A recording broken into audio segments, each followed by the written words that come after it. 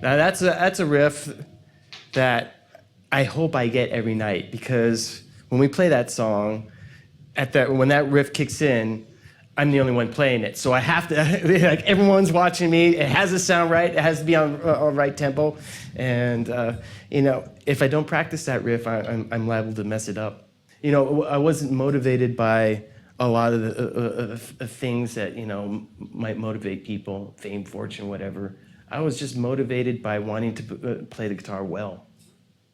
Actually, when I think about it, yeah. When I went to go see the Hendrix movie, I remember going back to my home and digging out this guitar that was in my closet that I didn't really touch. I remember buying the guitar and kind of fooling around with it for a little bit, and just kind of putting it in the closet and just not really paying much attention to it until after seeing that movie. Then I went straight back to the closet, took the thing out, and looked at it, and I remember saying to myself, "Okay, I'm going to learn how to play you." And it was a very, very, very distinct time, and I remember that there was nothing else in my life that had ever inspired me to just sit down and just do one thing, just like Guitar Head. And it was just an amazing moment for me, because at that point, all I wanted to do was just play guitar and learn how to play it as well as I possibly could. And not a whole lot of people know this, but I wrote this riff when I was 16 years old, and it's still with us to this day.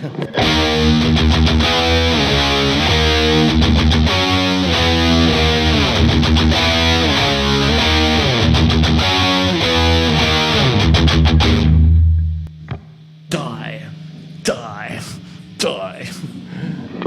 And like I said, I wrote it when I was 16 years old, and it's still with us to this day. It's a real simple, really evil sounding riff, and it has a soft spot in my heart. I have a soft spot in my heart for that riff. I first started using ESP guitars way back in 1987. I kind of discovered them through my friend who had an endorsement with ESP at the time, and he told me that ESP was interested in working with me and would make me anything I wanted them to make. So I was really happy about that, and so I got to go to the ESP factory in New York, and I said, okay, this neck, put it on this body with this pickup configuration, make it black, put skull inlays on it. I'm there. And 8 months later, I had that guitar, and that's my Scully guitar that I've been playing forever and ever. This guitar, White Zombie. It's another movie from the 30s that came out around the same time as The Mummy. Came out in 1932. Really, really great movie, and Bela Lugosi's character is called Murder Legendar.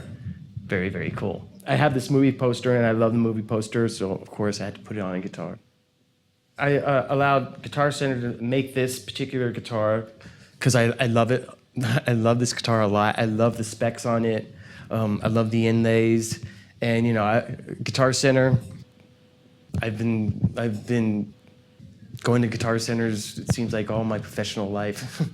It fulfills all my all the things that I need for a guitar. And it sounds good, it looks good, and it plays good.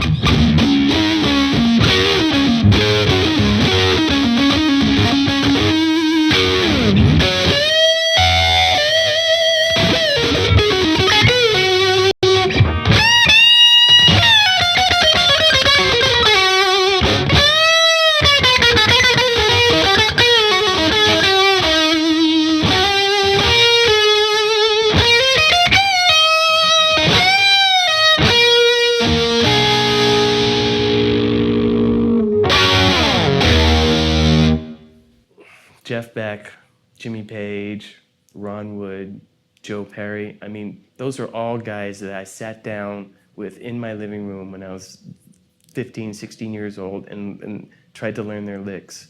I mean, yeah, and all of a sudden I went from being honored at the Rock and Roll Hall of Fame to this little kid stuck in his bedroom trying to figure out how to play,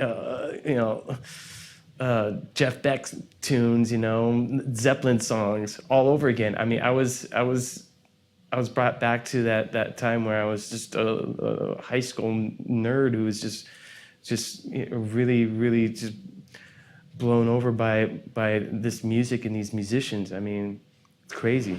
I mean, there was another time where I found myself thinking, holy shit, I'm living my high school fantasy.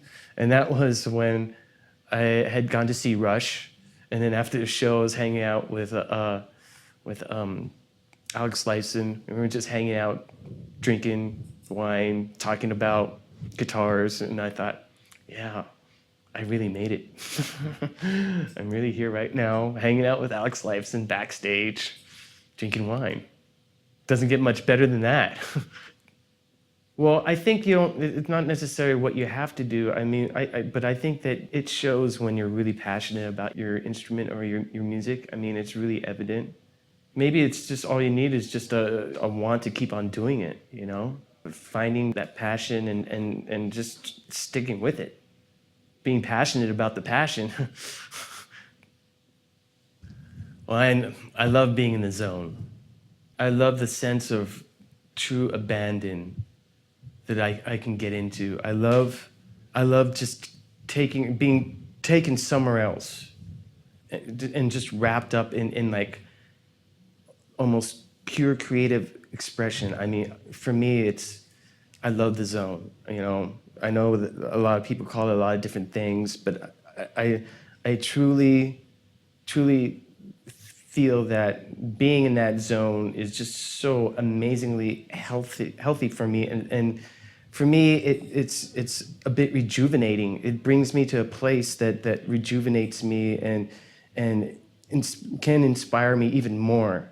There are times when I'm just like feeling really like crappy, or I'm in a bad mood, and I pick up my guitar and I start playing, and I'm just instantly just transformed somewhere else and just totally just brought to a better place. And I love the guitar for that reason. I mean, I just think it's one of the best things that I've ever discovered ever in my life.